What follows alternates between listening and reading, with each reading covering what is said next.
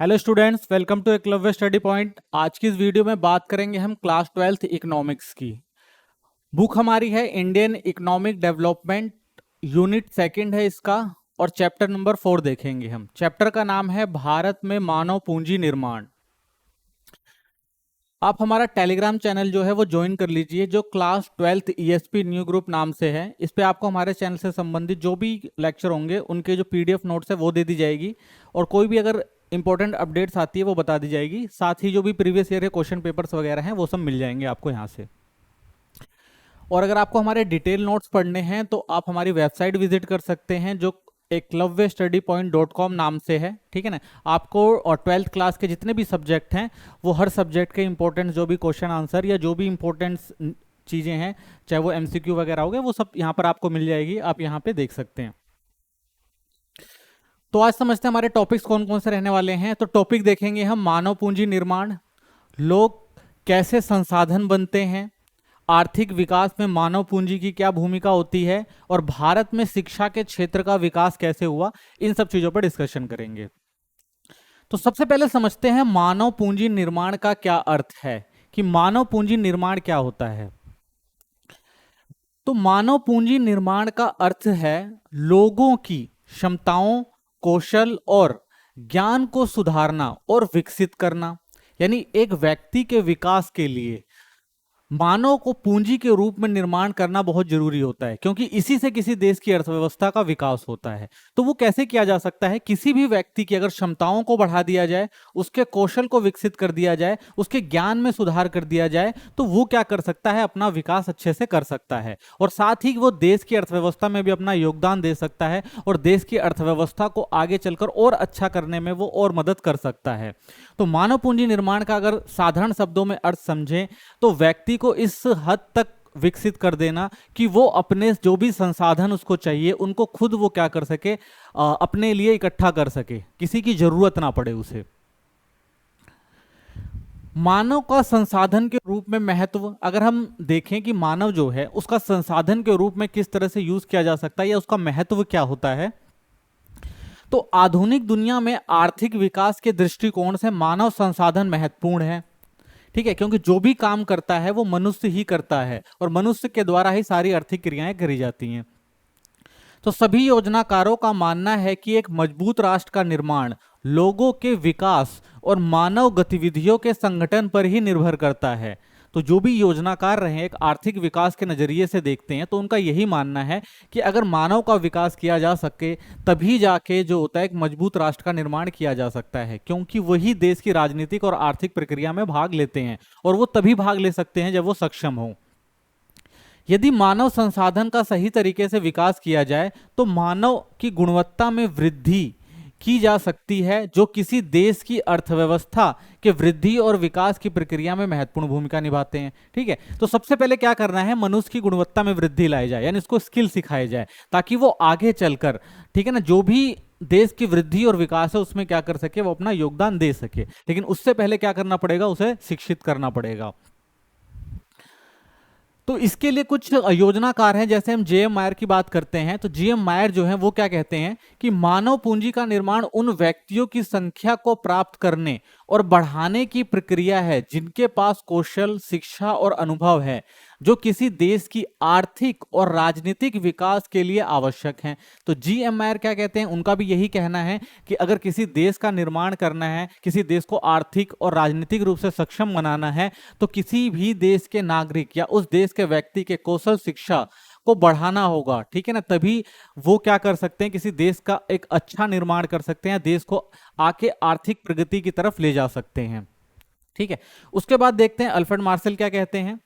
तो मार्शल कहते हैं शिक्षा पर किए गए निजी और सार्वजनिक खर्च की अहमियत को केवल इसके सीधे परिणामों से नहीं आंका जा सकता, इसमें निवेश करना लोगों को ऐसे अवसर प्रदान करना है जिनकी वे खुद से उम्मीद नहीं कर सकते। यानी कि बहुत सारे ऐसे लोग होते हैं जो क्या, जिनके पास पैसा और संसाधन नहीं होता। ठीक है, तो सरकार क्या कर सकती है? निजी और सार्वजनिक खर्च कर कर, ठीक है ना, उनके लिए बहुत सारी सुविधाएं उपलब्ध करा सकती हैं जो वो खुद हासिल नहीं कर सकते। और अगर वो खुद हासिल नहीं कर सकते, अगर निजी और सार्वजनिक व्यय के द्वारा उन पर खर्च कर दिया जाता है, तो वो ऐसी काम कर सकते हैं जिनकी उम्मीद उनको खुद नहीं होती कि वो ये सब काम कर सकते हैं।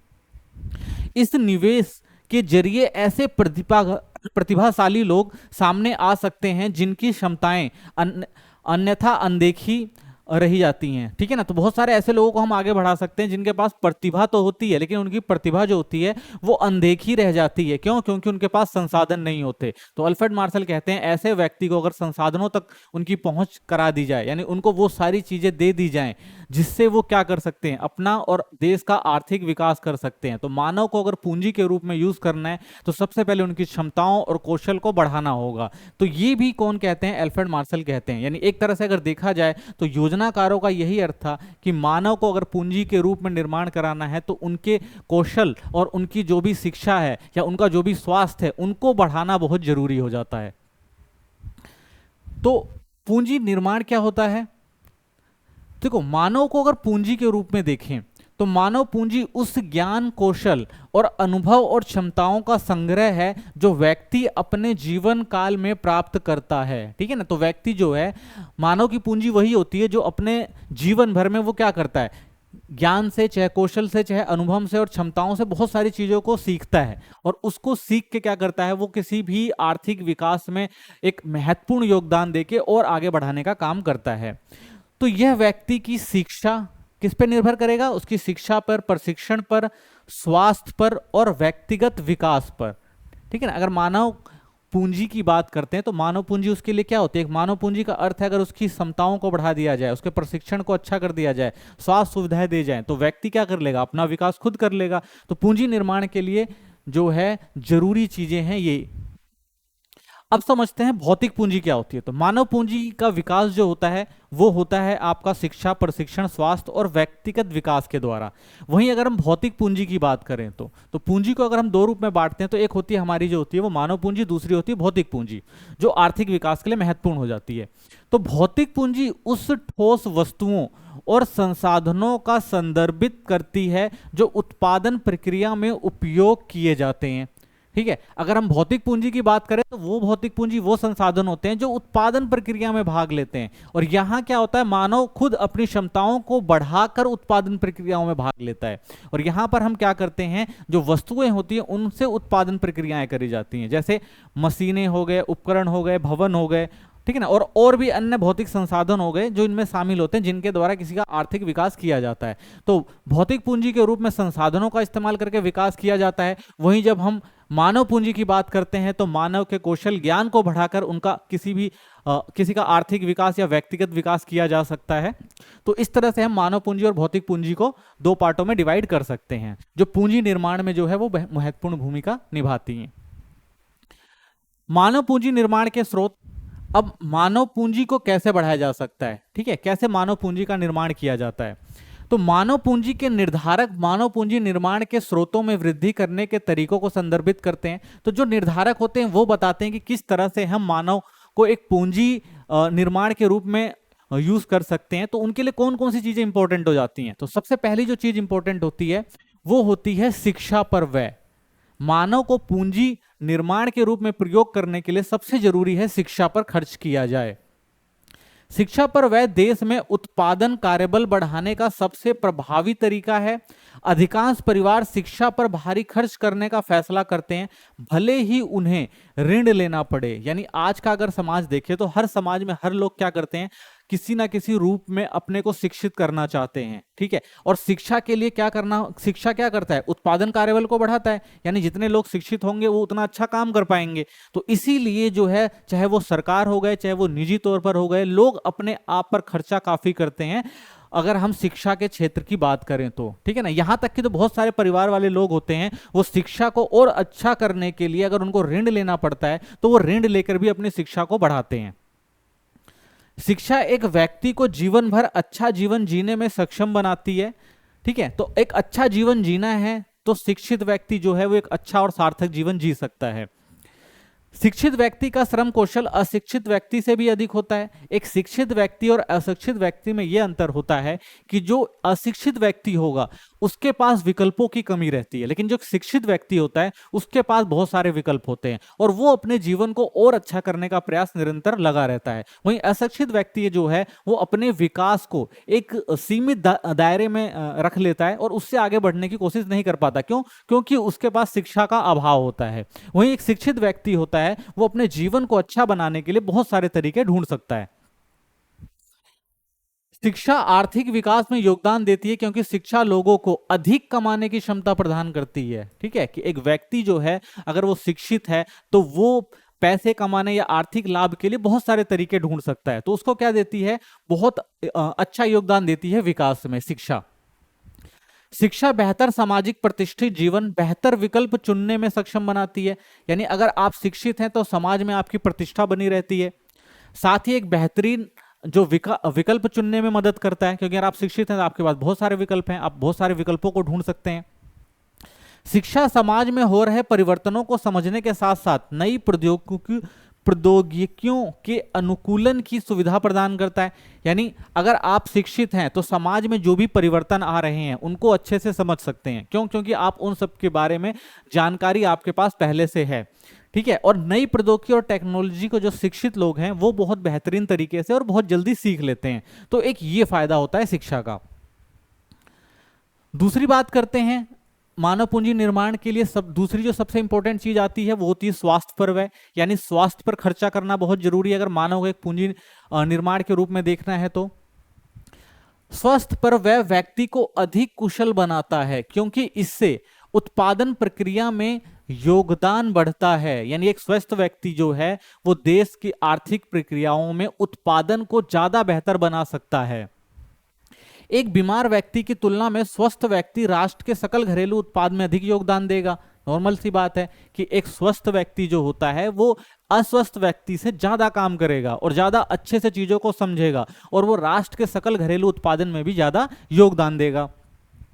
इसलिए स्वास्थ्य पर व्यय मानव पूंजी निर्माण का एक महत्वपूर्ण निर्धारक है। स्वास्थ्य व्यय विभिन्न रूपों में किया जा सकता है। तो स्वास्थ्य व्यय कैसे किया जाता है? सरकार के द्वारा भी किया जाता है, लोग निजी रूप में भी करते हैं। ठीक है, जैसे टीकाकरण वगैरह हो गया, बहुत सारी ऐसी बीमारियां हैं जो भविष्य में आने वाली हैं या आ जाती हैं, तो उनको मद्देनजर रखते हुए सरकार जो होती है वो टीकाकरण का प्रोग्राम चलाती है या लोग निजी रूप में भी इसका लाभ उठा सकते हैं। स्वास्थ्य जांच एवं स्वास्थ्य साक्षरता का प्रसार करना चाहिए। यानी समय समय पर स्वास्थ्य की जांच होनी चाहिए कि व्यक्ति ठीक है या उसके अंदर कोई बीमारी वगैरह तो नहीं है। स्वास्थ्य साक्षरता का प्रसार जरूरी है, यानी व्यक्ति के अंदर स्वस्थ कैसा रहा जाए इन सब चीजों को बताना सरकार का काम है। तो वो साक्षर करे लोगों को किस तरह से स्वस्थ रहा जा सकता है, तो ये जरूरी है। स्वच्छ पेयजल का प्रबंधन और अच्छी स्वास्थ्य सुविधाएं, ठीक है ना। तो स्वास्थ्य पेयजल बहुत जरूरी होता है क्योंकि बहुत सारी बीमारियां जो होती हैं वो पेयजल के कारण होती है, क्योंकि जो जल होता है अगर वो शुद्ध नहीं है तो बहुत सारी बीमारियों का कारण बन जाता है। तो ये जरूरी है प्रावधान करना कि भाई स्वस्थ पेयजल जरूर उपलब्ध करवाया जाए। अच्छी स्वच्छता सुविधा, स्वच्छता मतलब आसपास का अगर पर्यावरण स्वच्छ रहेगा तो इससे क्या होगा, बीमारियां वगैरह नहीं होगी और मनुष्य ज्यादा समय तक क्या रहते हैं, स्वस्थ रह सकते हैं। तो इन सब चीजों का ध्यान देकर और इन सब चीजों पर खर्च कर कर मनुष्य को एक मानव पूंजी के निर्माण में इस्तेमाल किया जा सकता है। ठीक है, क्योंकि अगर एक स्वस्थ व्यक्ति होगा तो वो देश के आर्थिक विकास में ज्यादा योगदान देगा और उत्पादन क्षमता को ज्यादा बढ़ाएगा। तो देखते हैं कि भारत के अंदर शिक्षा और स्वास्थ्य क्षेत्रों में विकास का क्या असर रहा है या किस तरह से भारत ने इन सब चीजों पर अपना विकास किया है। तो अगर हम देखें तो वास्तविक प्रति व्यक्ति आय, यानी भारत के अंदर किसी भी देश का जो अर्थव्यवस्था कैसा है या आर्थिक विकास कैसा है, उसके लिए जो प्रति व्यक्ति आय होती है बहुत ज्यादा इंपॉर्टेंट हो जाती है। तो भारत ने किस तरह से प्रति व्यक्ति आय में अपना विस्तार किया है ये देखते हैं। तो देखें 1951 की अगर हम बात करते हैं तो भारत का जो वास्तविक प्रति व्यक्ति आय थी वो 7,651 रुपये हुआ करती थी। ठीक है, लेकिन वहीं हम देखते हैं समय के साथ जैसे जैसे भारत ने अपना आर्थिक विकास किया है तो ये बढ़ती चली गई है। और अगर हम 2016-17 की बात करते हैं तो ये 77,659 रुपए, यानी काफी प्रगति करी है भारत ने प्रति व्यक्ति आय के रूप में। ठीक है, यानी एक मानव के जो विकास होता है, विकास को नापने का पैमाना क्या होता है, प्रति व्यक्ति आय होता है। तो देखते हैं धीरे धीरे क्या हो रहा है कि भारत की प्रति व्यक्ति आय जो है वो बढ़ी है। ठीक है, तो उत्पादन में काफी अच्छा योगदान रहा है। अब देखते हैं स्वास्थ्य में क्या योगदान रहा है। तो अशोधित मृत्यु दर की बात करते हैं, जो प्रति हजार संख्या में नापी जाती है, प्रति हजार व्यक्तियों पर जो व्यक्ति जो होते हैं जीवित बच जाते हैं। तो पहले हमारे यहाँ कितनी थी, 25.1 हुआ करती थी, यानी यहाँ पर हम देख रहे हैं कि ज्यादा था, यानी जो अशोधित मृत्यु दर थी वो ज्यादा हुआ करती थी। लेकिन उसके बाद हम देखते हैं धीरे धीरे सुधार हुआ है, जो अब 6.3 तक रह गई है। इसका मतलब ये है कि हमने स्वास्थ्य के क्षेत्र में अच्छा काम किया है। ठीक है, अगर शिशु मृत्यु दर की बात करते हैं वो भी देखते हैं। पहले अगर हम 1951 को देखें तो 46 थी, और उसके बाद धीरे धीरे कम हुई है, और आज हम देखते हैं 33 रह गई है। ठीक है, तो स्वास्थ्य में भी काफी अच्छा सुधार देखने को मिलता है। जीवन प्रत्याशा की बात करते हैं कि एक व्यक्ति जो है अपने जीवन काल में कितना जी रहा है, उसका जो जीवन प्रत्याशा क्या है। तो अगर हम देखते हैं पहले जो पुरुषों में जो थी वो 37.2 होती थी, वहीं महिलाओं में जो थी वो 36.2 होती थी। और धीरे धीरे इस प्रत्याशा में भी क्या हुआ है, स्वास्थ्य के साथ वृद्धि हुई है। अब जो है वो जीवन प्रत्याशा 67 जो है वो पुरुषों में देखने को मिलती है, और महिलाओं में जो है वो 70 देखने को मिलती है प्रति हजार। तो इसका मतलब क्या है कि स्वास्थ्य सेवाओं में सुधार हुआ है। अगर हम शिक्षा की बात करते हैं, साक्षरता दर की बात करते हैं, तो देखिए जब भारत आजाद हुआ था 1950-51 की बात करते हैं, तो उस समय हमारी जो साक्षरता दर थी जो नापी गई थी वो 16.67 हुआ करती थी। लेकिन धीरे धीरे भारत ने क्या किया है कि तरक्की करी है, और आज अगर हम देखते हैं तो 76% जो है वो भारत की साक्षरता दर है। ये उतनी अच्छी नहीं है, लेकिन पहले की अपेक्षा अगर देखें तो हमारे यहाँ शिक्षा और स्वास्थ्य के क्षेत्र में जो है वो सुधार देखने को मिलता है। तो इस टेबल से हम समझ सकते हैं कि भारत ने अपने आर्थिक विकास के लिए स्वास्थ्य और शिक्षा का जो है काफी अच्छा मेंटेनेंस किया है। हाँ, ये कह सकते हैं कि उतना अच्छे स्तर पर नहीं है, लेकिन फिर भी धीरे धीरे इसमें हमें काफी सुधार देखने को मिलता है। ठीक है, अब तीसरा देखते हैं नौकरी पर प्रशिक्षण, जॉब ट्रेनिंग। यानी अगर मानव विकास को बढ़ाना है तो क्या करना जरूरी होता है। तो तीसरा काम हम क्या कर सकते हैं कि हम नौकरी पर प्रशिक्षण दे सकते हैं लोगों को, ऑन दी जॉब ट्रेनिंग। यानी जो लोग काम कर रहे हैं, काम के साथ साथ उनको और अधिक कौशल सिखाया जाए, जिससे वो उत्पादन प्रक्रिया में और अच्छा योगदान दे सके। तो नौकरी पर प्रशिक्षण के समय मानव पूंजी सुधार के साथ भौतिक पूंजी की उत्पादकता में काफी वृद्धि होती है। ठीक है, अगर मानव पूंजी की बात करते हैं, अगर मानव पूंजी है तो ही क्या कर सकता है, वो भौतिक पूंजी की उत्पादकता में वृद्धि कर सकता है, क्योंकि मनुष्य ही तो काम करता है। इससे कर्मचारियों को अपने विशेष कौशल को निखारने में मदद मिलती है। इस कारण से कई फर्म अपने कर्मचारियों को नौकरी पर प्रशिक्षण प्रदान करते हैं। तो अगर काम के साथ साथ व्यक्ति को और अच्छा प्रशिक्षण दिया जाए, और अच्छे काम सिखाए जाएं, और नई तकनीक सिखाई जाए, तो वो क्या करेगा, उत्पादन क्षमता को बढ़ाएगा ही। और उत्पादन क्षमता को अगर बढ़ाएगा तो उससे क्या होगा, आर्थिक समृद्धि होगी। तो ये भी जरूरी हो जाता है कि व्यक्ति को और अधिक क्या हो, प्रशिक्षण दिया जाए। तो ऐसा बहुत सारे कंपनियां और बहुत सारे लोग करते भी हैं, जो कर्मचारियों को फर्म में किसी अन्य कुशल कर्मचारी की देखरेख में, यानी वो क्या कहेंगे, किसी एक कुशल कर्मचारी की देखरेख में जॉब के साथ सिखाते हैं, नई नई तकनीक सिखाई जाती है ताकि वो उत्पादन प्रक्रिया को और ज्यादा बढ़ा सकें।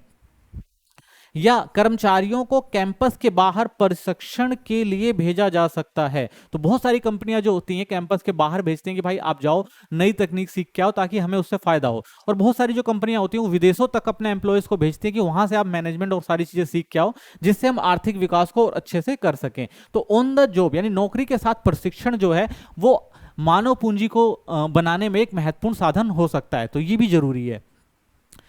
अगला देखते हैं प्रवासन।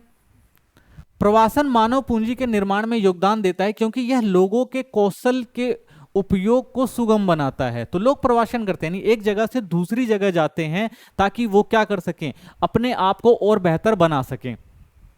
तो प्रवासन में लागत शामिल होती है। अगर कोई व्यक्ति बाहर जाके किसी चीज को सीखता है तो एक स्थान से दूसरे स्थान पर उसे परिवहन की लागत देनी पड़ती है, ठीक है ना, और साथ ही विभिन्न सामाजिक वातावरण में रहने की भी लागत देनी पड़ती है। यानी वो जहां भी रह रहा है उस समाज में, तो वहां पे भी उसको पैसा खर्च करना पड़ता है, और परिवहन का भी। लेकिन इससे क्या होता है, वो जहां जाता है वहां पर बहुत अच्छी स्किल सीख लेता है, बहुत अच्छी टेक्नोलॉजी और प्रौद्योगिकी को सीखता है, जिससे उसको फायदा होता है।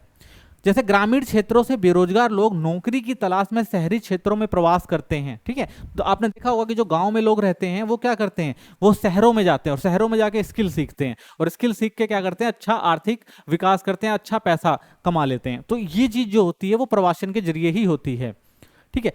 ऐसे कुछ एग्जाम्पल देखते हैं। इंजीनियर या डॉक्टर जैसे योग्य व्यक्ति उच्च वेतन के कारण दूसरे देशों में प्रवास करते हैं। तो अगर हम देखें जो बहुत अच्छे पढ़े लिखे लोग होते हैं, ठीक है ना, भारत से बहुत सारे लोग जो इंजीनियर हो गए, डॉक्टर हो गए, साइंटिस्ट हो गए, वो विदेशों में जाकर काम करते हैं। क्यों? क्योंकि वहां पर अच्छा आर्थिक लाभ होता है। तो ये भी क्या होता है, प्रवासन जो होता है वो व्यक्ति को क्या बनाता है, सक्षम बनाता है, और अपने आप को क्या करता है, अपनी जो उसकी नॉलेज है उसको और ज्यादा आगे बढ़ाने में मदद करता है। तो ये भी जरूरी है कि व्यक्ति एक स्थान पर ना रह के दूसरी जगह जा पर भी अपना आर्थिक विकास कर सकता है और अपने आप को एक पूंजी निर्माण के रूप में देख सकता है।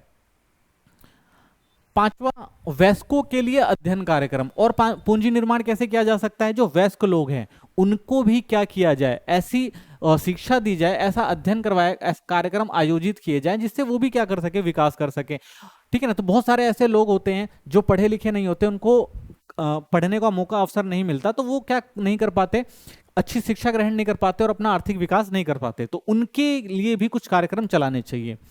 प्राथमिक, माध्यमिक और विश्वविद्यालय स्तर पर औपचारिक शिक्षा के साथ साथ सरकार, गैर सरकारी संगठन वयस्कों को उनके कार्य क्षेत्रों में कुशल बनाने के लिए अध्ययन कार्यक्रम आयोजित करा सकते हैं। यानी कि जब लोग पढ़ रहे हैं, चाहे वो बेसिक शिक्षा ले रहे हो, प्राथमिक ले रहे हो, माध्यमिक ले रहे हो या विश्वविद्यालय वाली ले रहे हो, ठीक है, छोटी से ऊपर तक जो भी शिक्षाएं हैं उनमें क्या करना चाहिए, विशेष कौशल सिखाना चाहिए लोगों को। क्योंकि अगर लोग विशेष कौशल सीखेंगे तो वो और ज्यादा फायदा करेगा उनकी शिक्षा को आगे बढ़ाने के लिए, ठीक है। क्योंकि बहुत सारी ऐसी शिक्षाएं होती हैं जो नाम मात्र की हो जाती हैं, जिनका आगे भविष्य में इस्तेमाल नहीं हो पाता है और वो लोग क्या रहते आते हैं, बेरोजगार रह जाते हैं। तो इसलिए उनको कुछ ऐसे कौशल सिखाने चाहिए कि वो कुशल बन सकें और आने वाले समय में उनको बेरोजगारी का सामना ना करना पड़े। तो इस तरह के कार्यक्रम आयोजित कराए जा सकते हैं गवर्नमेंट के द्वारा और उनको नई चीजें सिखाई जा सकती हैं। इससे उनकी उत्पादकता बढ़ती है, जो मानव पूंजी निर्माण के स्रोतों के रूप में कार्य कर सकते हैं, ठीक है। तो वो अपना काम करेंगे तो वो अपने आप को पूंजी निर्माण के रूप में, यानी स्वयं से अपना आर्थिक विकास कर सकते हैं, दूसरों पर उनको निर्भर रहना नहीं पड़ेगा, ठीक है। तो ये अगर चीजें कर दी जाए गवर्नमेंट के द्वारा तो इससे भी मानव पूंजी का निर्माण किया जा सकता है। सूचना पर व्यय एक और कारण है जो पूंजी निर्माण के लिए इंपॉर्टेंट हो सकता है। नौकरी और बाजारों, ठीक है, नौकरी और बाजारों और विशेष कौशल प्रदान करने वाले शैक्षणिक संस्थानों से संबंधित जानकारी कौशल निर्माण का एक महत्वपूर्ण निर्धारक है। यानी बहुत सारे ऐसे व्यक्ति होते हैं जिनको जानकारी ही नहीं होती है कि कौन सा कौशल सीखना चाहिए, कौन सी चीजें जरूरी हैं, कौन सा हमारा विकास करने के लिए इंपॉर्टेंट है, क्या चीजें हम सीख सकते हैं। तो लोगों को जानकारी ही नहीं होती, जब जानकारी नहीं होगी तो वो आगे कुछ कर नहीं पाते हैं। तो इसलिए क्या करना चाहिए गवर्नमेंट को, इन सब सूचना जो देना चाहिए समय समय पर लोगों को कि वो किस तरह से अपना और आर्थिक विकास कर सकते हैं। यह लोगों को उनकी उत्पादक क्षमता को साकार करने में सक्षम बनाता है। यानी जिस व्यक्ति का जिस चीज में रुचि है, अगर गवर्नमेंट वो सब चीजें उन लोगों को सिखा दे, ठीक है, तो उससे क्या होगा, लोगों को ज्यादा फायदा होगा और लोग क्या है, ज्यादा विकास कर सकते हैं। सूचना पर वह मानव पूंजी निर्माण का एक निर्धारक है, ठीक है। अगर क्या कर दिया जाए, मानव पूंजी का निर्माण करना है तो हमें सूचना पर भी व्यय करना पड़ेगा, लोगों को जानकारियां देनी पड़ेगी। लोग ज्यादा जानकारी लोगों के पास होगी, ज्यादा लोग समझ पाएंगे क्या करना है क्या नहीं करना है, तो इससे आर्थिक विकास भी बहुत अच्छा हो सकता है और लोग अपना व्यक्तिगत विकास भी कर सकते हैं। तो अगर इन सब चीजों पर खर्चा किया जाए या इन सब चीजों को देखा जाए तो इससे मानव पूंजी निर्माण जो होता है बहुत आसानी से हो सकता है। अब समझते हैं मानव पूंजी निर्माण का महत्व या भूमिका, यानी क्यों हम कह रहे हैं कि मानव का पूंजी के रूप में निर्माण होना जरूरी है, ठीक है, ये क्यों है और उसकी भूमिका क्या है किसी भी देश के अंदर। भौतिक पूंजी की उत्पादकता को बढ़ाता है। अगर हम समझें, मानव पूंजी निर्माण जो है वो भौतिक पूंजी की उत्पादकता को बढ़ाता है। तो भौतिक पूंजी हमने समझी थी, जो हमारे पास संसाधन होते हैं, मशीनरी वगैरह हो गई या और इक्विपमेंट वगैरह हो गए, ये हमारे भौतिक संसाधन होते हैं, भौतिक साधन होते हैं, ठीक है ना, भौतिक पूंजी होती है। तो भौतिक पूंजी की उत्पादकता को बढ़ा सकता है, यानी कि स्किल्ड आदमी है, जो कौशल युक्त आदमी है, जिसको शिक्षा का अच्छा ज्ञान है, प्रौद्योगिकी की अच्छी नॉलेज है, तो वो क्या करेगा, जो भी भौतिक पूंजी है उस पर और अच्छे से काम करके उसके स्तर को क्या कर सकता है, और ज्यादा बढ़ा सकता है। जैसे विशेषज्ञ इंजीनियर और कुशल कर्मचारी मशीनों को बेहतर तरीके से संभाल सकते हैं। यानी एक अच्छा कौशल युक्त, यानी एक एक्सपीरियंस जो बंदा है, जो मशीन को अच्छे से चलाएगा, वो एक नया बंदा नहीं चला सकता, और वो उत्पादन को ज्यादा, यानी विशेष इंजीनियर और जो कुशल कारीगर होंगे वो मशीन का अच्छा इस्तेमाल करके ज्यादा उत्पादन दे सकते हैं। इससे उत्पादकता बढ़ती है और विकास की गति भी तेज होती है, ठीक है, क्योंकि वो क्या करेंगे, विकास, इससे क्या होगा, उत्पादकता ज्यादा बढ़ेगी, और अगर उत्पादकता ज्यादा हो रही है तो विकास, आर्थिक विकास जो होगा वो अच्छा होगा। तो इसलिए भौतिक पूंजी की अगर उत्पादकता को बढ़ाना है तो मानव को पूंजी निर्माण के रूप में शिक्षित करना बहुत जरूरी हो जाता है। आविष्कार, नवाचार और तकनीक सुधार। देखो, मानव पूंजी का अगर निर्माण नवीन विचारों और प्रौद्योगिकी में योगदान देता है, क्योंकि जो भी शिक्षित व्यक्ति होता है वो नई नई टेक्नोलॉजी को तलाशता है, नई नई स्किल को सीखता है और नए नए इन्वेंशन करता है। तो इससे क्या होता है कि जो प्रौद्योगिकी का स्तर है वो और बढ़ता है। शिक्षित और कुशल व्यक्ति नए समाधान और तकनीक विकसित कर सकता है। यानी एक शिक्षित व्यक्ति है, अगर उसको शिक्षा का ज्ञान है, वो चीजों को समझता है, तो वो क्या करेगा, नई नई तकनीक और नई नई समाधान, यानी अगर कोई भी समस्या है या कोई नई चीज है उसको आसानी से समझ सकता है और नई चीजों को विकसित कर सकता है, नई टेक्नोलॉजी को ला सकता है जो कि आर्थिक और सामाजिक समस्याओं का समाधान कर सकते हैं। ठीक है, तो एक शिक्षित व्यक्ति क्या करेगा, वो क्या कर सकता है, तकनीक को विकसित कर सकता है, प्रौद्योगिकी को विकसित कर सकता है, नए ज्ञान ले सकता है, कोई समस्या तो उस समस्या का समाधान अच्छे से निकाल सकता है। ठीक है, तो इसलिए जो है व्यक्ति जो है पूंजी के रूप में जो है उसका महत्व बढ़ जाता है। अगर वो एक शिक्षित व्यक्ति, तो वो नए नए आविष्कार, नवाचार और तकनीक में सुधार कर सकता है। जीवन प्रत्याशा में वृद्धि होती है। मानव पूंजी के निर्माण से लोगों की जीवन प्रत्याशा में वृद्धि होती है। स्वास्थ्य सुविधाएं और पौष्टिक भोजन की उपलब्धता लोगों को स्वास्थ्य और लंबा जीवन जीने में सक्षम बनाती है। इससे जीवन की गुणवत्ता में वृद्धि होती है। एक शिक्षित व्यक्ति जो होता है उसको पता है कि समाज में कैसे रहना है, किन चीज का विकास करना है और कहाँ पर पैसा खर्च करना है और किस तरह से अपने जीवन प्रत्याशा यानी अपने जीवन के जो ढंग है उसको कैसे बेहतर बना के अच्छी स्वास्थ्य सुविधाएं लेकर अपना विकास करना है। तो ये जो व्यक्ति है, शिक्षित व्यक्ति, वो समझता है और वो अपनी जीवन की गुणवत्ता को और समाज को भी अच्छा रखता है। तो ये भी जरूरी है, एक जरूरी हो जाता है मानव वृद्धि, जीवन प्रत्याशा में वृद्धि जो है वो भी हमारे यहाँ जो पूंजी निर्माण के लिए बहुत इंपॉर्टेंट है। स्वास्थ्य और जीवन की गुणवत्ता बढ़ती है। अगर मानव का पूंजी के रूप में निर्माण कर दिया जाए तो वो क्या करेगा, वो अपने जीवन को स्वस्थ और जीवन की गुणवत्ता को बढ़ा देगा। मानव पूंजी निर्माण के तहत स्वास्थ्य सेवाओं में सुधार और शिक्षा के माध्यम से लोगों को स्वास्थ्य में सुधार होता है और अच्छे स्वास्थ्य और जीवन की गुणवत्ता से कार्यक्षमता और जीवन स्तर में सुधार होता है। तो एक शिक्षित व्यक्ति जो है वो हर चीजों को अच्छे से समझता है और वो जीवन की गुणवत्ता को अच्छे से समझता है। तो वो क्या करेगा, वो अपने समाज को स्वच्छ और स्वस्थ रखेगा और शिक्षित रखेगा और इससे क्या होगा, हर क्षेत्र की जो कार्य क्षमता है वो बढ़ेगी और जो होगा मानव का आर्थिक विकास होगा। आर्थिक विकास मानव पूंजी निर्माण जैसे शिक्षा, प्रशिक्षण और कौशल से कार्य कुशलता में वृद्धि होती है। कुशल और शिक्षित श्रमिक अधिक उत्पादक होते हैं जिससे आर्थिक विकास को बढ़ावा मिलता है और सकल घरेलू उत्पाद यानी हमारी जीडीपी में जो क्या होती है वो वृद्धि होती है। यानी अगर मानव पूंजी का निर्माण किया जाए, एक व्यक्ति स्वस्थ हो जाए, शिक्षित हो जाए, तो वो उस देश की उत्पादक क्षमता को बहुत अच्छे से बढ़ा देगा और साथ में ही जो होगा वो हमारे देश की जो सकल घरेलू उत्पाद है यानी जो हमारा जीडीपी है उसको भी बढ़ा सकता है। क्यों? क्योंकि वो एक शिक्षित और स्वस्थ व्यक्ति है, औरों की तुलना में बहुत अच्छे से वो क्या कर सकता है, काम कर सकता है। तो इसलिए आर्थिक विकास में भी जो है इंपॉर्टेंट हो जाता है हमारा मानव पूंजी निर्माण। सामाजिक विकास, मानव पूंजी निर्माण से सामाजिक सुधार होते हैं जैसा कि सामाजिक समावेशित न्याय और स्वास्थ्य में सुधार। अगर एक मानव का अगर पूंजी के रूप में निर्माण कर दिया जाए यानी वो एक स्वस्थ और एक शिक्षित व्यक्ति है तो वो अपने आसपास के समाज को अच्छा रखेगा, न्याय मूलक जो समाज होगा उसकी स्थापना की कोशिश करेगा। ठीक है ना, तो स्वास्थ्य संबंधी जो भी चीजें हैं उनको बहाल करेगा, एक स्वस्थ समाज की कल्पना करी जा सकती है। वो अपने आसपास के एनवायरनमेंट को स्वस्थ रखेगा, स्वच्छ रखेगा। तो इससे भी जो फर्क पड़ता है अगर मानव का एक पूंजी के रूप में निर्माण होता है। तो जब लोगों को बेहतर स्वास्थ्य सेवाएं और शिक्षा मिलती हैं तो समाज में समान अवसर बढ़ने लगते हैं। यानी अगर लोगों को बेहतर स्वास्थ्य और शिक्षा मिल रही है तो समान अवसर मिलेगा और अपने आर्थिक विकास के लिए मनुष्य क्या होगा, अपने जीवन की गुणवत्ता में और सुधार करने की कोशिश करेगा। तो इसलिए जो सामाजिक विकास भी होता है अगर हम मानव का पूंजी निर्माण कर दें तो। अब मानव पूंजी निर्माण की समस्याएं, अब समझते हैं कि जो हमने मानव पूंजी निर्माण की बात करी कि मानव को एक पूंजी के रूप में निर्माण करके आर्थिक विकास या व्यक्तिगत विकास जो है वो हासिल किया जा सकता है, तो क्या इनमें कुछ समस्याएं भी हैं? बिल्कुल समस्याएं हैं। क्यों मानव का जो है पूंजी निर्माण नहीं हो पाता है, क्या समस्याएं आती हैं? तो सबसे पहले समझते हैं बढ़ती जनसंख्या। तो मानव पूंजी निर्माण के लिए सबसे बड़ी एक समस्या है बढ़ती जनसंख्या। तेजी से बढ़ती जनसंख्या मानव पूंजी की गुणवत्ता पर प्रतिकूल प्रभाव डालती है। अधिक जनसंख्या आवास, स्वच्छता, जल निकासी, जल व्यवस्था, अस्पताल, शिक्षा, बिजली आपूर्ति जैसे आधारभूत सुविधाओं की प्रति व्यक्ति उपलब्धता को कम करती है। यानी जैसे जैसे जनसंख्या बढ़ती चली जाती है वैसे वैसे जैसे एक देश के संसाधन होते हैं उन पर दबाव बढ़ता चला जाता है, और साथ ही जो आसपास में बहुत सारी समस्याएं जैसे कि आवास की समस्या हो जाती है ज्यादा जनसंख्या के लिए, स्वच्छता नहीं रह पाती है, ठीक है, जल निकासी यानी लोग ऐसी जगहों पर रहते हैं जहां पर पानी का निकलना बहुत बेकार हो जाता है, निकाला नहीं जा सकता पानी, ठीक है ना, और जल अव्यवस्था होती है, पानी की कमी देखने को मिलती है, शहरों में ज्यादातर ये सब चीजें देखने को मिलती है। बीमारियां काफी फैलती हैं, अस्पताल की सुविधा नहीं होती है, ठीक है, शिक्षा के वो स्तर विकसित नहीं किए जा सकते हैं, बिजली आपूर्ति नहीं की जा सकती है। क्यों? क्योंकि संसाधन कम है, और उस संसाधन पे अगर ज्यादा जनसंख्या हो गई तो भी बहुत बड़ी समस्या हो जाती है।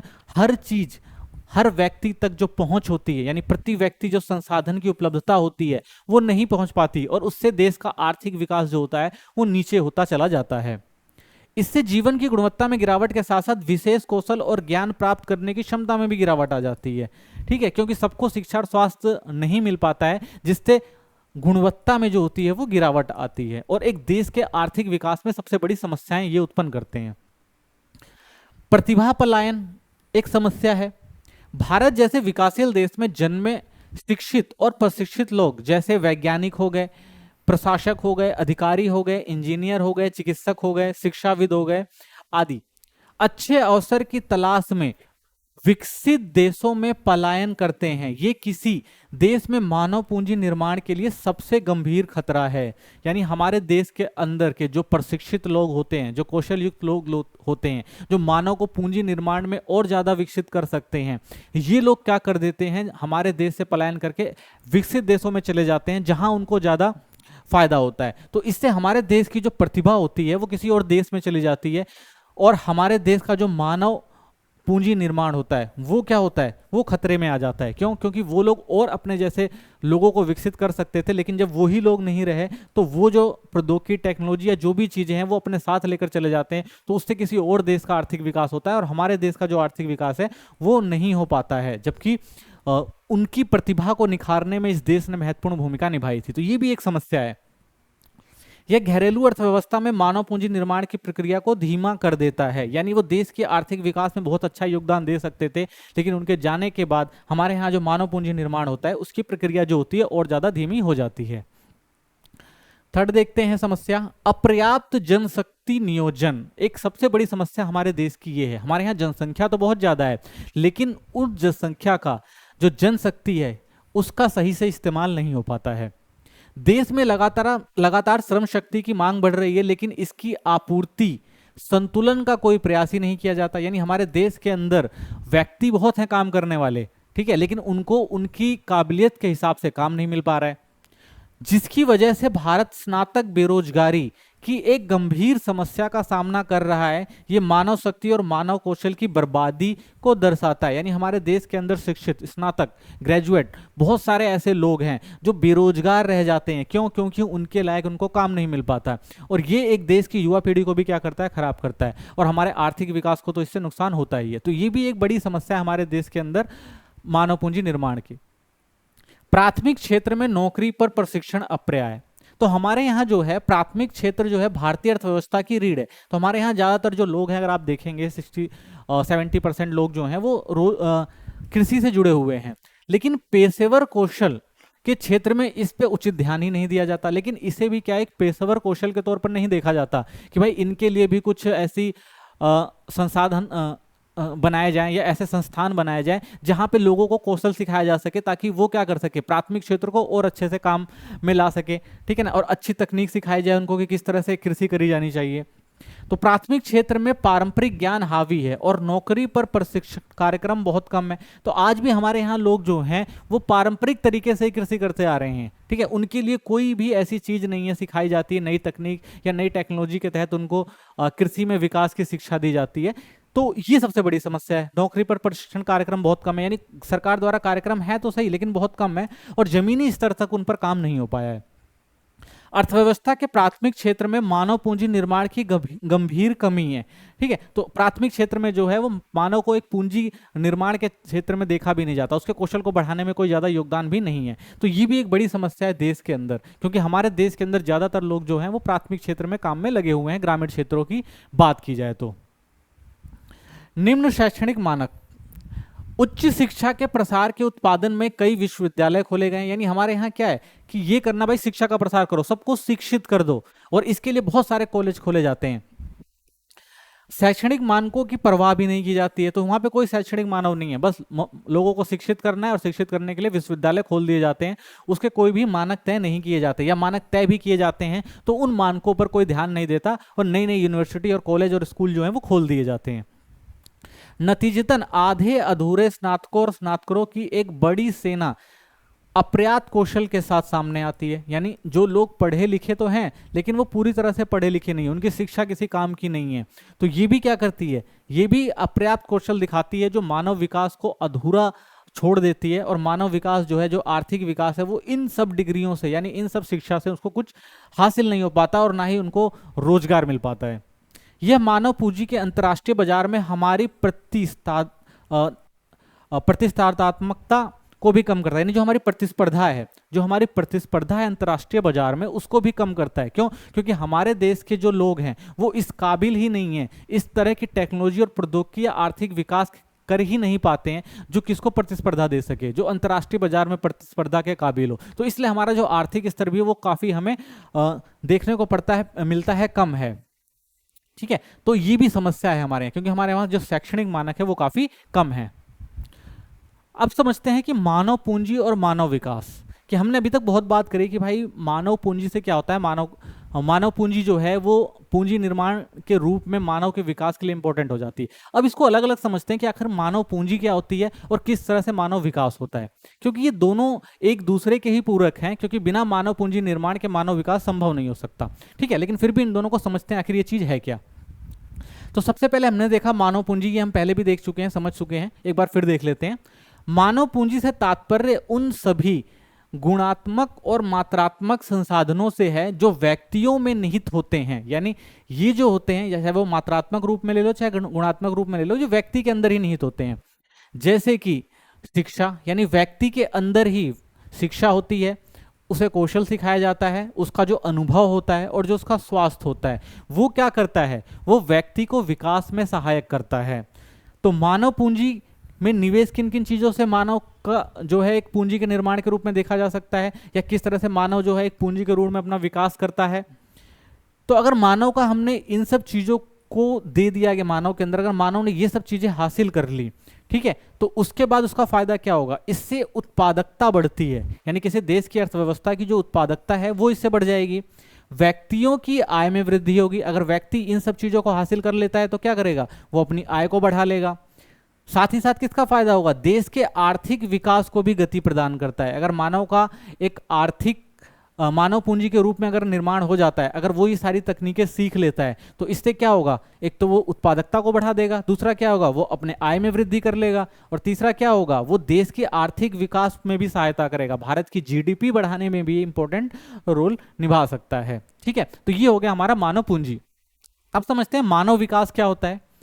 तो मानव विकास यह व्यक्तियों के जीवन की गुणवत्ता में सुधार करने पर केंद्रित है, यानी अगर ये सारी चीजें हमारे पास हैं तो व्यक्ति क्या करेगा, अपने जीवन की गुणवत्ता को बढ़ा सकता है ना, सुधार कर सकता है। तो इसमें जीवन की उम्मीद, स्वास्थ्य, शिक्षा और समग्र जीवन की स्थिति शामिल होती है। तो अगर ये सारी चीज विकसित हो जाती हैं तो व्यक्ति क्या करेगा, अपने विकास के लिए सारी चीजें खुद ही हो जाएंगी और वो क्या कर लेगा, अपना विकास कर लेगा। तो इसलिए मानव विकास के समाधान माध्यम से मनुष्य क्या कर सकता है, अगर ये सारी चीजें मनुष्य को मिल जाती है, अगर मानव का पूंजी के रूप में निर्माण हो जाता है तो वो अपना विकास कर लेता है, तो उससे लोगों को क्या फायदा होगा, लोगों की स्वास्थ्य सुविधाएं और जीवन के मानक में सुधार होता है। ठीक है, अगर ये सारी चीजें व्यक्ति को मिल जाती हैं तो व्यक्ति क्या करेगा, अपने मानव विकास को क्या कर सकता है, अच्छा कर सकता है। कौशल और क्षमताओं में वृद्धि हो जाती है उसके, सामाजिक और आर्थिक असमानता को कम सामाजिक और जो आर्थिक असमानता होती है वो कम होती है, क्योंकि अगर एक मानव विकास कर जाता है तो उससे बहुत सारे फायदे हैं। एक तो उसकी स्वास्थ्य सुविधाएं सुधर जाएंगी, जीवन के उसके जो मानक है उसमें सुधार आ जाएगा, और साथ ही जो उसके साथ देश किसी समाज के अंदर जो सामाजिक और आर्थिक असमानताएं थी, लोग उसको भी क्या करते हैं, कम कर सकते हैं, अगर वो अपना आर्थिक विकास कर लेते हैं या मानव विकास कर लेते हैं तो। ठीक है, तो ये दो चीजें, यानी मानव जो पूंजी है वो मानव विकास में महत्वपूर्ण भूमिका निभाती है। तो ये भी चीज समझना बहुत जरूरी है। अब समझते हैं मानव संसाधन विकास की एक आवश्यक तत्व के रूप में शिक्षा। तो मानव का अगर हम विकास कर रहे हैं, हम देख रहे हैं दो चीज इंपॉर्टेंट हो जाती है, एक स्वास्थ्य हो जाती है, एक शिक्षा हो जाती है। तो शिक्षा है वो सबसे महत्वपूर्ण है एक मानव संसाधन को एक पूंजी के रूप में इस्तेमाल करने के लिए। शिक्षा मानव संसाधन विकास का एक अनिवार्य तत्व है, आर्थिक और सामाजिक परिवर्तन का महत्वपूर्ण कारक है। तो आर्थिक और सामाजिक परिवर्तन लाना है तो शिक्षा जरूरी है। शिक्षा से तात्पर्य शिक्षण, प्रशिक्षण और सीखने की प्रक्रिया से होता है, ठीक है ना। और ये विशेष रूप से हमें कहाँ सिखाया जाता है, स्कूल और कॉलेजों में सिखाया जाता है। तो व्यक्ति को शिक्षण, प्रशिक्षण और सीखने की प्रक्रिया ये जो होती है किसी के भी आर्थिक विकास या व्यक्तिगत विकास के लिए बहुत ज्यादा जरूरी हो जाती है। भारत में अन्य देशों की तुलना में भारत में शिक्षा का प्रसार इतना उत्साहजनक नहीं रहा है। जहां विकसित देशों में 90 से 95% साक्षरता दर है, भारत की जनगणना अगर 2011 के अनुसार देखें तो 74.04% आबादी साक्षर है। तो भारत के अंदर शिक्षा का प्रसार तो धीरे धीरे बढ़ा है, लेकिन जिस हद तक बढ़ना चाहिए उतना नहीं बढ़ा है। जहां हम विकसित देशों को देखते हैं वहां पर जो शिक्षा का प्रसार है वो 90 से 95% है, वहीं भारत में हमें कुछ कम दिखाई देता है, ठीक है। लेकिन अगर ये बढ़ जाए तो इससे हमारे देश के अंदर जो है और ज़्यादा आर्थिक विकास हो सकता है और ज़्यादा व्यक्ति जो अपना विकास कर सकता है। शिक्षा पर सार्वजनिक व्यय, अब देखिए शिक्षा जो है वो हर किसी के बस की बात नहीं होती, बहुत शिक्षा पर खर्च किया जाता है, ठीक है। जो अमीर लोग होते हैं वो तो अपनी शिक्षा पे अच्छा खर्च कर सकते हैं, लेकिन जो गरीब लोग हैं वो उतना खर्च नहीं कर पाते। तो इसलिए ये उस देश की सरकार का भी जिम्मा बनता है कि उन व्यक्तियों पर जो व्यक्ति शिक्षा लेने के लिए सक्षम नहीं है उन पर व्यय करे। तो सरकार के लिए बहुत ज़्यादा इंपॉर्टेंट है कि वो शिक्षा पर अधिक व्यय करके लोगों को और ज़्यादा उनके व्यक्तिगत विकास में योगदान दे। सरकार द्वारा शिक्षा पर व्यय दो तरीकों से व्यक्त किया जाता है, एक कुल सरकारी व्यय प्रतिशत के रूप में, यानी सरकार दो तरह से पैसा खर्च करती है। एक जो करती है वो है सरकार के समक्ष योजनाओं में शिक्षा के महत्व को दर्शाता है। 1952 से 2014 के दौरान 7.92 से बढ़ाकर ये 15.7 हो गया। यानी भारत ने क्या किया, जो सरकारी कुल व्यय यानी जो सरकार टोटल अपना पैसा खर्च करती है उन पैसों में से जो है पहले गवर्नमेंट जो खर्चा करती थी 7.92%, वो गवर्नमेंट ने बढ़ा के 15.7 कर दिया। यानी उसने क्या किया है कि अपना जो भी सरकारी व्यय है शिक्षा पर वो है वो इतना खर्च करती है 100 में से। तो हमें थोड़ा देखने को मिलता है कि काफ़ी बढ़ाया है गवर्नमेंट ने, शिक्षा के स्तर में काफ़ी सुधार करने के लिए खर्चा भी किया है। वहीं दूसरी तरह से देखें तो सकल घरेलू उत्पाद यानी जीडीपी के प्रतिशत के रूप में, दूसरा अगर हम देखें तो गवर्नमेंट जो खर्चा करती है उसको हम जीडीपी के रूप में समझ सकते हैं। यह देश में शिक्षा के विकास पर खर्च की गई आय के अनुपात को दर्शाता है। तो यहाँ पे हमने क्या देखा था, हमने यहाँ पर देखा है किस तरह से गवर्नमेंट ने टोटल सरकारी व्यय के रूप में खर्चा किया था और यहाँ अपने जीडीपी के रूट में खर्च करती है। तो 1952 से 2014 की बात करें तो पहले जो हमारे देश के अंदर जो शिक्षा के ऊपर खर्च किया जाता था हमारी जीडीपी का 0.64% किया जाता था, वहीं बाद में इसे बढ़ाकर 4.13 हो गया। यानी 100 में से हम अपनी शिक्षा पर केवल कितना खर्च कर पाते हैं, लगभग 4.13 यानी 4.13%। यानी अगर आज भी देखें तो हमारी शिक्षा पर जो गवर्नमेंट का खर्चा है वो उस हद तक नहीं है इतनी बड़ी जनसंख्या पे जितना होना चाहिए। तो इस वजह से भी हमारे अगर देखें तो हमारे जो सरकारी जो भी संस्थान हैं उनकी समस्याएं क्या हैं देख सकते हैं इस बजट के जरिए ही। सरकार प्राथमिक शिक्षा पर अधिक व्यय करती है, कुल शिक्षा व्यय का एक बड़ा हिस्सा प्राथमिक शिक्षा पर खर्च किया जाता है। तो हमारे देश के अंदर सरकार सबसे ज्यादा शिक्षा पर जो खर्च करती है वो प्राथमिक क्षेत्र पर करती है, क्योंकि प्राथमिक क्षेत्र पर शिक्षा ग्रहण करने वाले व्यक्ति भी ज्यादा हैं। सरकार उच्चतर तृतीयक और शैक्षिक संस्थान जैसे उच्च शिक्षा के संसाधन जैसे महाविद्यालय हो गए, बहुतकनीकी संस्थान हो गए या विश्वविद्यालय हो गए, इन पर भी होने वाले व्यय सबसे कम है। तो कहा जाता है गवर्नमेंट जो है वो जो उच्च स्तरीय शिक्षाएं जो प्रशिक्षित शिक्षाएं हैं उन पर सरकार जो है वो थोड़ा पैसा कम खर्च करती है। यद्यपि औसत रूप से सरकार उच्चतर शिक्षा पर बहुत कम व्यय करती है, किंतु प्रति विद्यार्थी उच्चतर शिक्षा पर व्यय प्राथमिक शिक्षा की तुलना में अधिक है। देखिए अगर देखा जाए तो जो हमारे उच्चतर शिक्षा होती है वो ज्यादा महंगी है, ठीक है, तो प्रति व्यक्ति पर जो खर्चा आता है वो भी ज्यादा आता है। हालांकि पैसा प्रति व्यक्ति विद्यार्थी पर ज्यादा खर्चा कर तो रही है गवर्नमेंट, लेकिन हमारे यहाँ वो सुविधाएं और वो सब चीजें नहीं मिल पाती जिससे एक व्यक्ति जो है शिक्षा के स्तर पर अपना विकास शिक्षा संस्थानों से कर सके, क्योंकि उतनी अच्छी सुविधाएं वहां पर मिल नहीं पाती। और दूसरी बात ये हमारे यहाँ जनसंख्या इतनी ज्यादा है कि हर किसी को शिक्षा दे पाना गवर्नमेंट के लिए भी इतना ज़्यादा आसान नहीं हो पाता है। तो ये सारी समस्याएं इसलिए हमारे देश के अंदर रहती ही हैं। जैसे जैसे विद्यालय शिक्षा का प्रसार करेंगे तो हमें उच्चतर शैक्षिक संस्थानों में प्रशिक्षित और अधिक शिक्षकों की आवश्यकता होगी, अतः शिक्षा के सभी स्तरों पर व्यय में वृद्धि करना चाहिए। तो कहा तो यही जाता है कि भाई ज़्यादा से ज़्यादा खर्चा करना चाहिए शैक्षिक संस्थानों पर, क्योंकि जितना ज़्यादा खर्चा किया जाएगा उतने ज़्यादा प्रशिक्षित लोग निकलेंगे, उतने प्रशिक्षित लोगों को काम मिलेगा, वो और लोगों को प्रशिक्षित करेंगे। तो इससे हमारा जो शैक्षिक स्तर है वो धीरे धीरे क्या बढ़ेगा, आगे बढ़ेगा, वृद्धि करेगा। तो इसलिए उसमें खर्चा करना ज़्यादा जरूरी है। 2014-15 में प्रति व्यक्ति शिक्षा व्यय में राज्यों के बीच काफी अंतर भी देखने को मिलता है। अगर ये हम चीज देखें कि हमारे देश के अंदर जो है राज्यों में विविधता देखने को मिलती है, तो कहीं पर जो हम देखते हैं किसी राज्य में जो शिक्षा पे बहुत अच्छा खर्च किया जाता है, वहीं कहीं पर देखते हैं कि हमारे यहाँ शिक्षा बहुत ही दोयम दर्जे की देखने को मिलती है। बेसिक सुविधाएं जो स्कूल के लिए होती हैं, क्लास के लिए होती हैं, वो तक बच्चों को नहीं मिल पाती, तो शिक्षा का स्तर कहाँ से बढ़ेगा। हिमाचल प्रदेश में यह 34,651 है, लेकिन वहीं बिहार में देखें तो 4,088 तक है।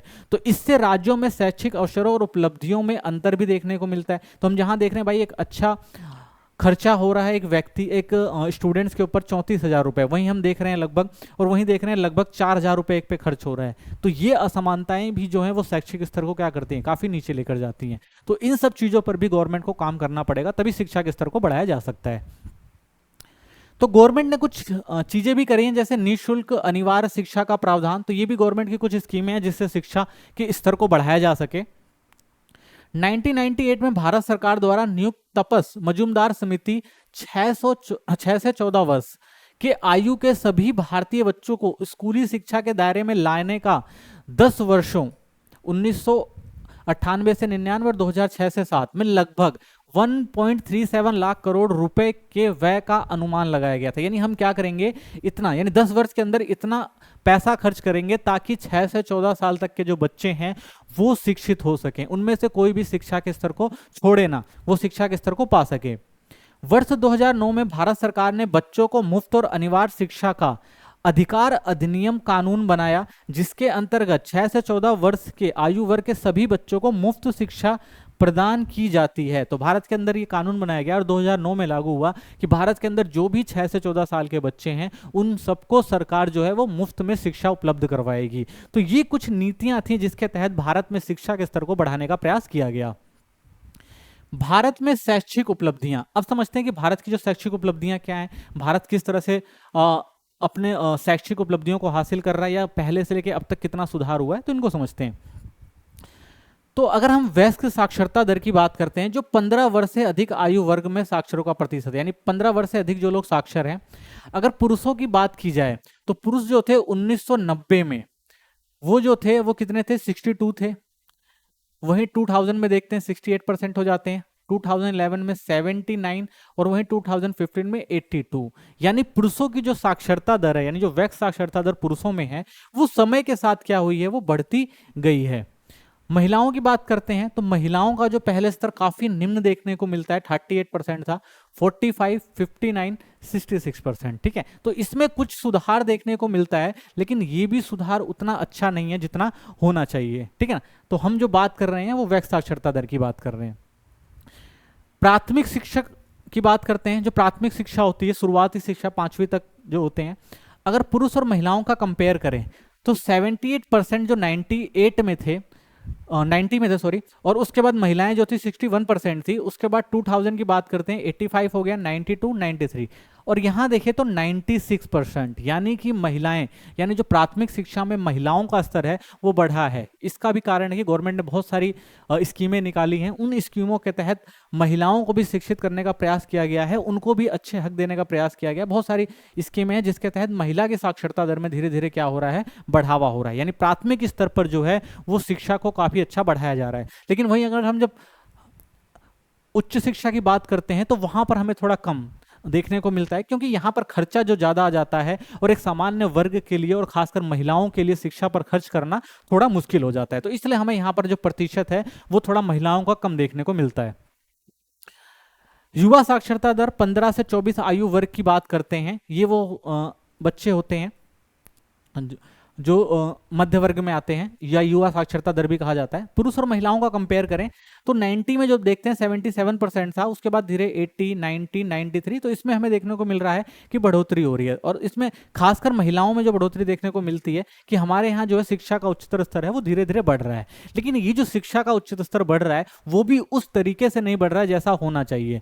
यानी जो हमारे यहाँ शिक्षा है वो शिक्षा भी जो है एक तरह से नाम मात्र की ही शिक्षाएं हैं, नाम मात्र लोग शिक्षित हो जाते हैं। और हमें देखने को मिल रहा है कि हमारे यहाँ आंकड़े जो हैं वो बढ़ रहे हैं शिक्षा के, लेकिन जमीनी स्तर पर इनका क्या योगदान है वो भी सोचने लायक है। भविष्य की संभावनाएं शिक्षा के क्षेत्र में। अब भविष्य में शिक्षा के क्षेत्र को हम कैसे देख सकते हैं, समझ सकते हैं। सबके लिए शिक्षा अभी एक सपना है, यानी हम बात करते हैं कि भाई हर कोई शिक्षित हो जाए, तो सभी के लिए शिक्षा जो है वो एक सपने की तरह रह जाती है। क्यों? यद्यपि वयस्क और युवा साक्षरता दरों में सुधार हो रहा है, किंतु आज भी देश में निरक्षरों की संख्या उतनी ही है जितनी स्वाधीनता के समय भारत की जनसंख्या थी। यानी आज भी हमारे देश के अंदर इतने लोग निरक्षर हैं, अनपढ़ लोग हैं, अगर हम आज़ादी के समय जितनी हमारी जनसंख्या हुआ करती थी। यानी ये कह देना कि भारत में शिक्षा का स्तर बहुत अच्छा है, ठीक है ना, ये भी सही नहीं कहा जा सकता। भारत की संविधान सभा ने 1950 में संविधान को पारित करते समय संविधान के नीति निर्देशक तत्वों में स्पष्ट किया था कि सरकार संविधान पारित होने के 10 साल के अंदर 14 वर्ष की आयु के बच्चों के लिए निःशुल्क और अनिवार्य शिक्षा का प्रावधान करेगी। इस लक्ष्य को प्राप्त कर लेते तो अब तक 100% साक्षरता हो जाती। यानी हमारे यहाँ क्या किया गया था, आज़ादी के 10 सालों के बाद ही ये नींव रखी गई थी कि भाई हम क्या करेंगे, निःशुल्क सुविधा देंगे बच्चों को और अनिवार्य शिक्षा देंगे। लेकिन हम वही देख पाते हैं कि इसको लागू कब हुआ, किया गया 2009 तक। यानी कि जब अगर यही चीज अगर, और इसका असर हमें देखने को मिलता है जब से ये हुआ है तब से जो हमारी साक्षरता दर है वो बढ़ी है। वहीं अगर इसको हम आज़ादी के 10 साल के बाद ही अपना लेते तो आज भारत के अंदर जो शिक्षा का स्तर होता वो 100% होता, यानी 100% होता। लिंग क्षमता। अब साक्षरता में पुरुषों और महिलाओं के बीच का अंतर कम हो गया है, लिंग समता की दिशा में एक सकारात्मक विकास है। तो जैसा हमने देखा कि महिलाएं जो हैं वो धीरे धीरे क्या कर रही हैं, अपना आर्थिक विकास कर रही हैं। क्यों? क्योंकि उनको भी शिक्षा में उच्च स्तर दिया जा रहा है और एक सकारात्मक तौर पर देख सकते हैं कि महिलाएं भी अब ज्यादातर शिक्षित देखने को मिल रही हैं हमें, और उनका प्रतिशत जो है वो साल दर साल बढ़ता ही जा रहा है। शिक्षा नारी की आर्थिक स्वतंत्रता और सामाजिक स्तर में सुधार और साथ साथ स्त्री शिक्षा, प्रजनन दर और स्त्रियों व बच्चों के स्वास्थ्य देखभाल पर अनुकूल प्रभाव डालता है। यानी अगर एक नारी जो है वो शिक्षित है तो वो अपनी आर्थिक स्वतंत्रता को अच्छे से समझ सकती है, साथ ही सामाजिक स्तर को भी अपने बढ़ा सकती है। और एक शिक्षित महिला जो होती है वो अपनी जो भी तकनीकी चीजें हैं, ठीक है ना, उनको समझती है। यानी प्रजनन दर इन सब चीज़ों को समझ कम होता है क्योंकि एक शिक्षित महिला जो है इन सब चीज़ों पे नियंत्रण रख सकती है, ठीक है ना, बच्चों और अपने स्वास्थ्य पर अच्छे से ध्यान दे सकती है। क्योंकि पहले हमारे यहाँ महिलाओं का जो मातृत्व की बात करते हैं उस समय क्या होता था कि जो मृत्यु दर होती थी वो ज़्यादा होती थी, लेकिन धीरे धीरे स्त्री शिक्षा के सुधार होने से इन सब चीज़ों में कमी आई क्योंकि महिलाएं अब शिक्षित हो गई हैं, हर चीज़ का उनको ज्ञान रहता है इन सब चीज़ों पर, ठीक है। तो इससे भी क्या हुआ है, फायदा हुआ है। अतः साक्षरता स्तर सुधारने के इन प्रयासों को ऐसे ही जारी रखना चाहिए जब तक 100% वयस्क साक्षरता दर प्राप्त ना हो जाए। तो इसलिए गवर्नमेंट का भी ये फर्ज बनता है कि वो चाहे वो महिलाएं हो चाहे पुरुष हो, तो साक्षरता दर को निरंतर ऐसे ही रखना जरूरी है, ठीक है। और इससे ही क्या होगा, 100% साक्षरता दर होगी और शिक्षा में अगर अच्छा बेहतर एक देश करता है तो धीरे धीरे वो अपना आर्थिक विकास हासिल कर सकता है। उच्च शिक्षा लेने वालों की कमी। भारत में शिक्षा का पिरामिड बहुत ही नुकीला है जो दर्शाता है कि उच्चतर शिक्षा स्तर बहुत ही कम लोग पहुंच पाते हैं। इसमें युवाओं की बेरोजगारी दर भी उच्चतम है। यानी हम नुकीला क्यों कहते हैं कि देखिए अगर हम बात करते हैं हमारा जो पिरामिड है इस तरह से है, क्यों? क्योंकि यहाँ पे प्राथमिक क्षेत्र में ज्यादा बच्चे पढ़ते हैं, धीरे धीरे जैसे जैसे बच्चे शिक्षा के क्षेत्र में ऊपर यानी प्राथमिक में ज्यादा बच्चे होते हैं, ठीक है ना, माध्यमिक में जाते हैं कम हो जाते हैं और उच्चतर में जाते हैं तो और ज्यादा कम हो जाते हैं। यानी अगर हम बात करें तो हमारे यहाँ जो शिक्षा का उच्चतम स्तर है वो काफी कम है। तो इसकी वजह भी है क्योंकि उच्चतम शिक्षा जो है वो काफी खर्चीली है और हर कोई इसका जो है सहन भी नहीं कर पाता है। राष्ट्रीय प्रतिदर्शा सर्वेक्षण संगठन के आंकड़ों के अनुसार वर्ष 2011-12 में ग्रामीण क्षेत्रों में स्नातक व ऊपर अध्ययन किए हो युवा पुरुषों के बीच बेरोजगारी देखने को मिलती है 19%। ठीक है, क्यों? क्योंकि जो उच्चतर स्तर के जो बच्चे होते हैं, जो पढ़ जाते हैं, ज्यादा पढ़ जाते हैं, वो क्या होते हैं, वो बेरोजगार रहना पसंद करते हैं। क्यों? क्योंकि उनको उनके स्तर का काम नहीं मिल पाता। ठीक है, तो इसलिए भी, और ये हमें 19% देखने को मिलती है एक बेरोजगारी के स्तर को अगर हम देखें 2011-12 के। और वहीं अगर शहरी समक्षों को देखें तो वहां पर 16% अपेक्षाकृत कम स्तर पर बेरोजगारी दर थी। यानी अगर हम शहरी क्षेत्रों में थोड़ी कम बेरोजगारी है, ग्रामीण स्तर पर ज्यादा बेरोजगारी देखने को मिलती है। सबसे गंभीर रूप से जो प्रभावित लगभग 30% बेरोजगार वो युवा ग्रामीण महिलाएं हैं। और इन सब में सबसे ज्यादा जो समस्या है वो है ग्रामीण महिलाओं की। ग्रामीण महिलाएं जो है वो 30% तक बेरोजगार होती हैं। और उसकी सबसे बड़ी समस्या यही है क्योंकि उनको शिक्षा के अच्छे अवसर नहीं मिल पाते हैं, स्वास्थ्य उनका अच्छा नहीं होता है, और इस वजह से उनको काम भी अच्छा नहीं मिल पाता। और यहाँ पर जो जनसंख्या है वो ज़्यादातर आपको क्या देखने को मिलेगी, बेरोजगार देखने को मिलेगी। अगर हम स्त्रियों की बात करें, ठीक है ना, और वो भी ग्रामीण महिला, तो सबसे ज़्यादा आपको बेरोजगार देखने को मिलेगी क्योंकि उनके पास स्वास्थ्य और शिक्षा का स्तर बेहतर नहीं है। इसके विपरीत ग्रामीण और शहरी क्षेत्रों में प्राथमिक स्तर के शिक्षित युवाओं में से केवल 3 से 6% बेरोजगार थे। ठीक है, तो अगर हम देखें तो ग्रामीण स्तर पर जो पढ़े हुए युवा हैं, प्राथमिक स्तर की जिन्होंने शिक्षाएं ली हैं, वो उनको आराम से जॉब मिल जाती है क्योंकि उनका जो शिक्षा का स्तर कम होता है और वो किसी भी जॉब को करने में कोई उनको दिक्कत महसूस नहीं होती। तो यहाँ पर हमें जो है बेरोजगारी का स्तर थोड़ा कम देखने को मिलता है। स्वास्थ्य और शिक्षा क्षेत्रों में सरकारी हस्तक्षेप। तो एक मानव पूंजी निर्माण के लिए स्वास्थ्य और शिक्षा बहुत महत्वपूर्ण है। तो गवर्नमेंट ने इसके लिए क्या क्या कार्यक्रम चलाए हैं? तो स्वास्थ्य और शिक्षा क्षेत्र में सरकार का हस्तक्षेप जरूरी है क्योंकि स्वास्थ्य और शिक्षा सेवा प्रदत्त केवल लाभ अधिकतम करने पर ध्यान केंद्रित करते हैं और उपभोक्ताओं और सेवाओं की गुणवत्ता और लागत के बारे में पूरी जानकारी नहीं होती है, जिससे उनका शोषण भी हो जाता है। देखो, सरकारी क्षेत्र जो है वो कहाँ तक लोगों को शिक्षा और स्वास्थ्य दे सकते हैं? तो बहुत कम गुंजाइश, क्योंकि यहाँ जनसंख्या इतनी ज्यादा है और सभी को ये सब चीजें देना इतना आसान नहीं है। तो इसलिए क्या किया जाता है, प्राइवेट जो एजेंसियां होती हैं या प्राइवेट कंपनियां होती हैं उनको ये सब चीजें दी जाती हैं और वो लोग क्या करते हैं, इसका फायदा उठाते हैं और बहुत ही महंगा, चाहे वो स्वास्थ्य स्तर हो चाहे शिक्षा स्तर हो, बहुत महंगा रखते हैं। और इतना महंगा होता है कि लोगों को समझ में भी नहीं आता। ठीक है ना, और वो लोग क्या करते हैं, और उनकी गुणवत्ता चाहे अच्छी हो चाहे खराब हो, लेकिन वो पैसा पूरा वसूलते हैं और लोगों का क्या करते हैं, शोषण तक करते हैं। तो इसीलिए गवर्नमेंट को क्या करना चाहिए, इन सब चीजों पर ध्यान देना चाहिए और इसके लिए गवर्नमेंट ने बहुत ध्यान भी दिया है, बहुत सारी संस्थाएं भी बनाई हैं। तो सरकारी नियमन प्राधिकरण, तो गवर्नमेंट ने सरकारी नियम प्राधिकरण बनाए हैं जिसके तहत वो इन सब चीजों पर ध्यान रखती है।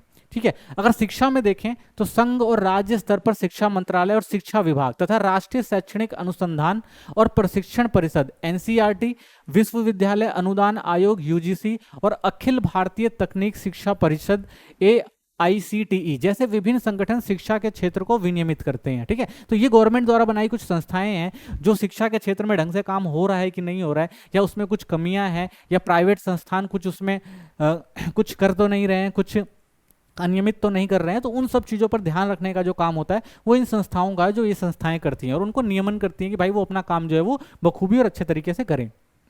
स्वास्थ्य सेवा की बात करते हैं तो संघ और राज्य स्तर पर स्वास्थ्य मंत्रालय, स्वास्थ्य विभाग और भारतीय चिकित्सा अनुसंधान परिषद ICMR जैसे विभिन्न संगठन स्वास्थ्य क्षेत्र को विनियमित करते हैं। तो ये स्वास्थ्य क्षेत्र को विनियमित करते हैं और उन संस्थाओं पर नजर रखते हैं कि वो अपना काम ढंग से कर रही है कि नहीं कर रही है, उससे किसी को समस्या तो नहीं है।